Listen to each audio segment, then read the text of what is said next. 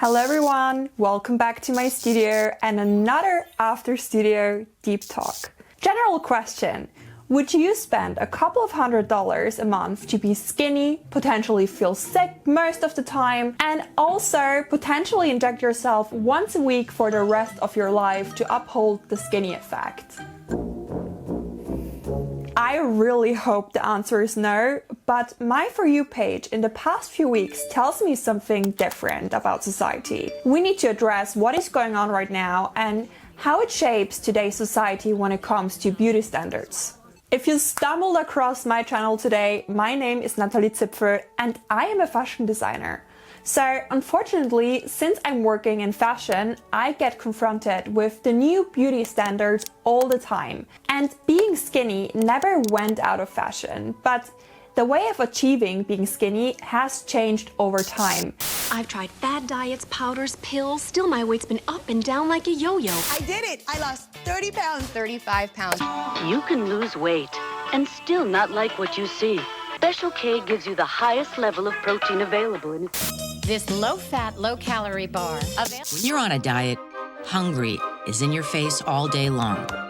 But with Weight Watchers Online, which you do entirely online, and people are willing to try literally anything to be part of the pretty rich famous club. I'm pretty sure you heard of Ozempic in the past few weeks.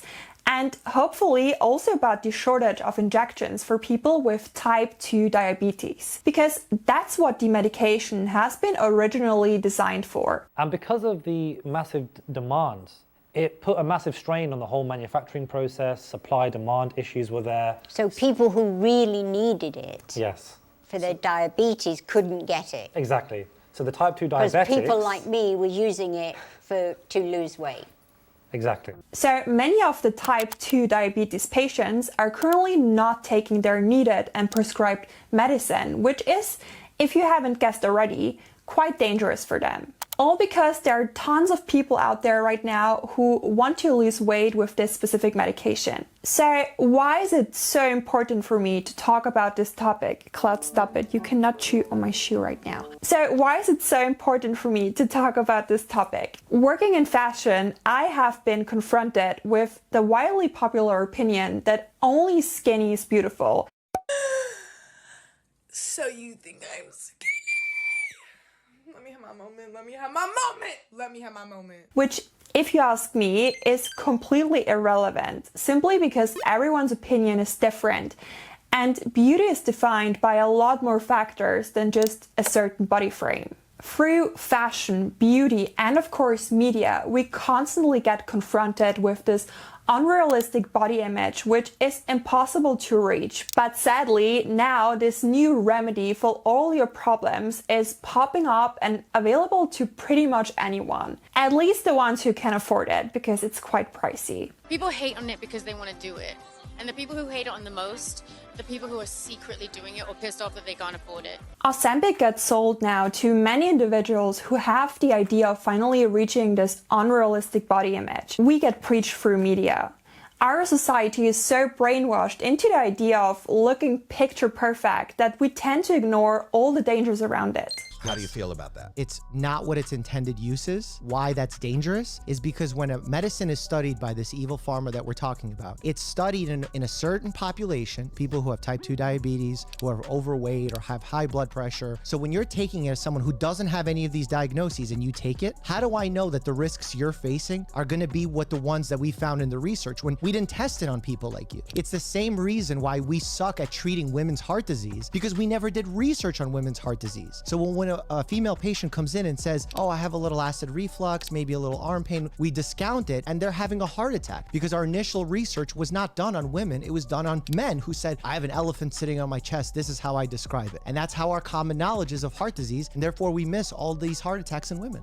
A specific part of the medication is the hormone GLP-1, which tells the body it's not hungry and imitates a natural occurring hormone. As those hormone levels rise, the molecules go to your brain telling it you're full. It also slows down digestion by increasing the time it takes for food to leave the body.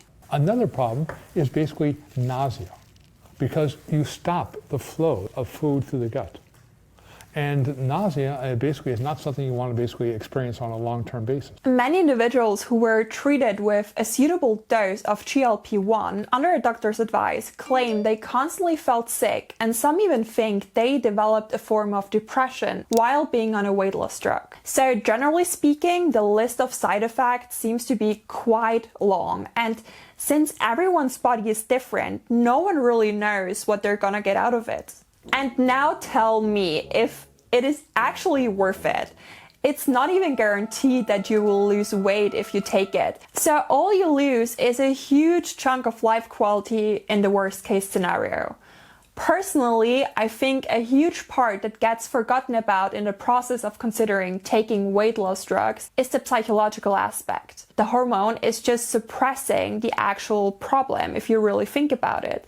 So what exactly happens if you want to stop using the medication? What exactly makes people want to take it in the first place? Or why exactly do they want to look this specific way? The wrong body image or disordered eating is often a result of a mental problem. Of course, not always and in all cases, but somehow hearing about all of these individuals who suddenly take drastic measures to reach this unrealistic body image kind of makes me wish there would be a mandatory mental consulting if you want to take weight loss drugs. So we know that people with eating disorders who are often obsessed about losing weight, they'll try anything and will find it far too easy to find these jabs online.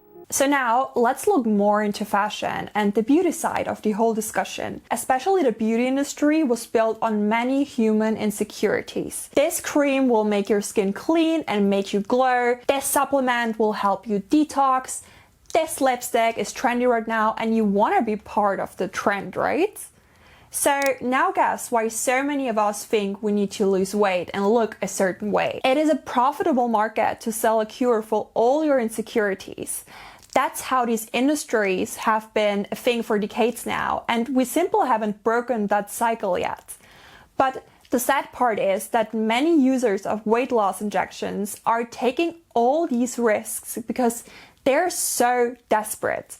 They're even willing to buy their doses off the black market, unsupervised, without any idea of what exactly they're injecting, and if it's suitable for them or not. People will become frustrated, they will find a way around it, and that has now developed the black markets for these, unverified, untested compounds that are claimed to be semaglutides. People have become malnourished, become very sick. You need supervision by a qualified healthcare professional, a doctor.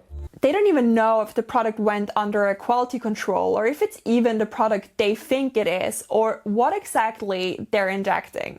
We don't even know much about the long-term effect if you really use it for weight loss.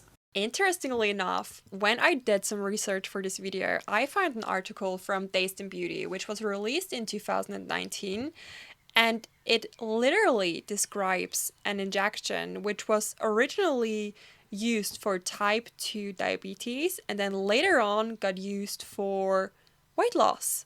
So maybe not so much has changed, and this whole concept of a weight loss injection has been around for a lot longer than we think, or at least that we are aware of. So if you haven't noticed yet, I'm very much pro healthy and balanced lifestyle. But what do you think?